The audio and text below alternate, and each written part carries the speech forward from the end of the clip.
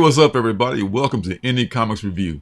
This is the show where every week I review 3 indie comic books. If that is of interest to you, be sure to hit the like button and the subscribe button. I not only love reading indie comics, but I have self-published several indie comics of my own. You can find them in my Alternative City shop, which has a link down below this video. There you'll find, along with my comics, t-shirts, stickers, pins, and magnets, and these things that I call CBOs, or comic book originals, which are buttons, magnets, and pocket mirrors that I make from superhero comic books. These are one-of-a-kind items made from images cut directly from comic books, not photocopies, so each one is unique. The first book is Specs #1, and that's written by David M. Boer and drawn by Chris Sheehan, and is from Boom Studios. In this mysterious new series from writer David M. Boer, Kanto and All New Firefly, and artist Chris Sheehan, House of Slaughter. What happens when a couple of misfit teens mail order a pair of X-ray glasses and realize they receive much more than they bargained for? But all Kenny and Ted want is to not feel like outcasts in their small Ohio town. Their world is turned upside down when the magic specs they receive unlock a world of possibilities. Their wishes start out innocent enough, but when they wish that their bully would disappear, things take a cursed turn with far darker consequences than they thought possible. So Kenny and Ted are friends in small town Ohio back in 1987. They're just trying to fit in. Kenny has a secret, though he's gay, and he's afraid to even tell his best friend Ted because he's not sure how Ted's going to react. And not only that, he thinks he may have a crush on Ted as well. And to all that, add the fact that there are these magical glasses that they see in a comic book and they send away for. I like the way that it's told from Kenny's point of view, like 35 years in the future, in the present day. So he's looking back on these things that happened back in 1987. So I think I may see where this is going, and it might be kind of a sad story here, but I'm here for it because it's well written by David Boer. The art is nice, and I really like this story that's developing here, and I like the situation that they put these two kids in. So yeah, the Specs is what I was afraid might be just a parody of They Live, the movie They Live, based on the cover of Cover A, but it's nothing like that at all. There's this bully that's involved with them as well, and they're just giving them shit, and Ted gets in trouble for defending Kenny, and it's a whole thing going on with that. So they started using the X-ray specs to grant themselves wishes. You can do small wishes, not big things. You can't wish for like a battleship or something like that, but you can wish for a pocket full of money, or you can wish to pass a test. Small things like that.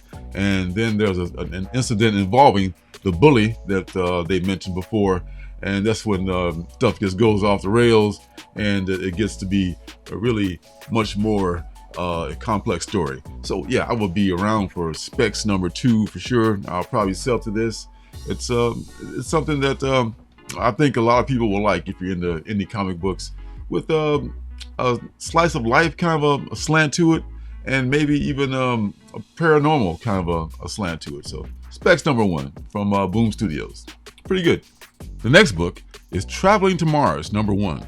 It's written by Mark Russell and illustrated by Robert Mealy, and it's on the Blaze Comics label. From two-time Eisner and Harvey Award nominee Mark Russell and hot new talent Roberto Mealy comes a compelling new sci-fi series. Traveling to Mars tells the story of former pet store manager Roy Livingston, the first human to ever set foot on Mars. Roy was chosen for this unlikely mission for one simple reason. He is terminally ill and therefore has no expectation of returning. Roy is joined on his mission to Mars by Leopold and Albert, two Mars rovers equipped with artificial intelligence, who look upon the dying pet store manager as a sort of god. Against the backdrop of not only his waning days, but those of human civilization as well, Roy has ample time to think about where things went wrong for both of them and what it means to be a dying god. I have to say that if you're looking for an action comic, this is not it.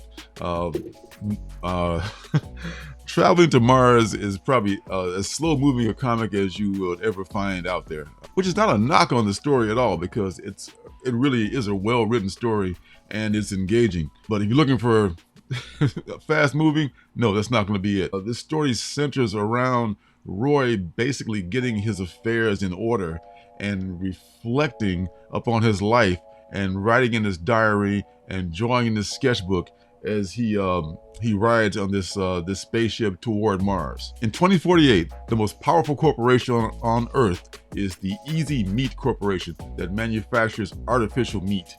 And this company is invested in exploration of Mars. And they decided to send Roy to Mars because he was selected randomly after they're researching people who are terminally ill with certain diseases to see if they would be right for this mission, because basically they are disposable, and they don't have to worry about bringing them back.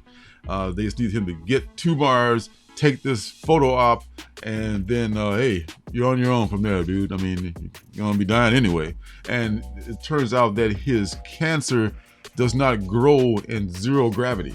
It confuses the cancer cells, so the month that it would take for the probe to get to Mars, he would just not be, the cancer would just be dormant. It would not be affecting him at all. So as long as he's in space, he's fine and in zero gravity. As soon as he gets to Mars, he's dead, or on Earth, he's dead. So it just worked out that way for him. So he's, in a way, ideal for this mission. He's compensated, well, he's not compensated. His family is compensated. I guess he only has his mother, and his mother is given $10 million and a lifetime supply of imitation meat.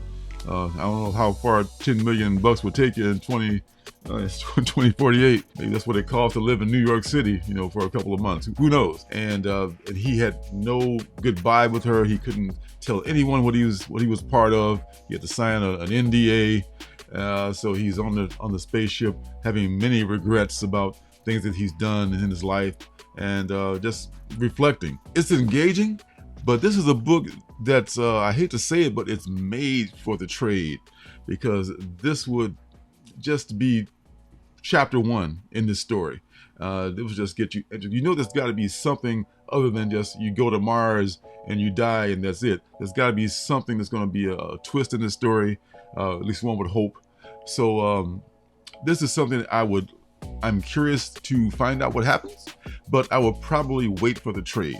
So that's just the way it is sometimes, because there's so many books that are coming out every week, and you just don't, and this is a kind of a book that the first issue just sets the stage, and then probably the next issue may do the same, because there's a lot more to be told. So I just rather see this book in trade. So Traveling to Mars, definitely a passing grade, but wait for the trade.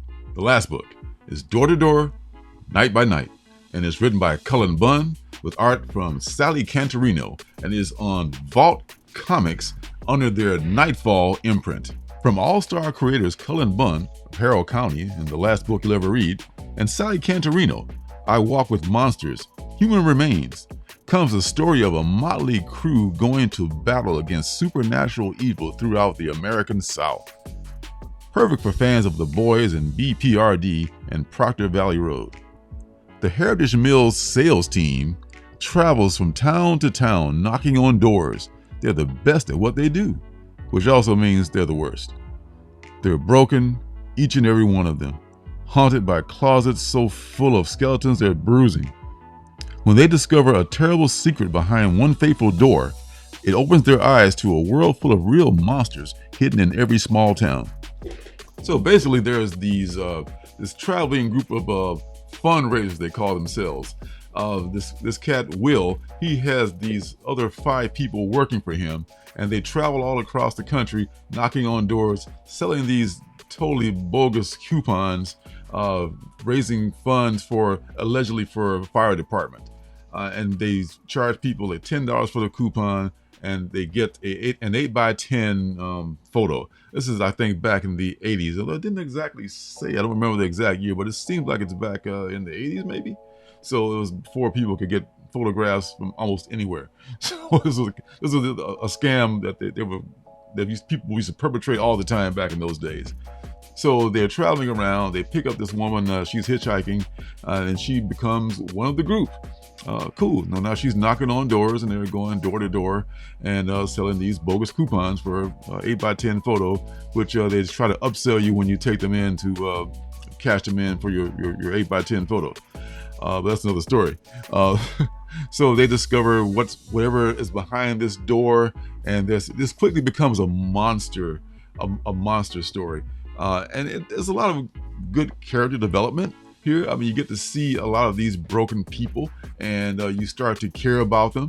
It's well written that way. This is one of Cullen's better first issues here. I like Sally Cantorino's art style. I remember her from those books they mentioned in the description there, especially like Human Remains was one book that I liked that she did. So her style works well with this kind of a quirky monster story. Cullen Bunn is a guy who's he's written a lot of good stuff and some stuff that has disappointed, but he writes a lot of stuff, and he's a pretty good writer. So yeah, I think this first issue is off to a good start. I like to see what's happening in the next issue for sure, so I will be sticking around for the issue number 2. It does kind of have that feeling of Proctor Valley Road. You do care about the characters. You're interested in the story. You hope it has a happy ending, but you never know. So with Cullen Bunn in charge, there may not be a happy ending, but you hope for a good story at least. So I'll stick around for further issues of Door to Door, Night by Night, just to see what's going to happen. So that's going to do it for this week's Indie Comics Review, folks. Thanks for stopping by. Be sure to hit the like button and the subscribe button if you have not already. And be sure to hit the notifications button so you know when I'm making my next video. So until next time, see you guys in the funny papers. Hey, don't forget to subscribe and leave a thumbs up.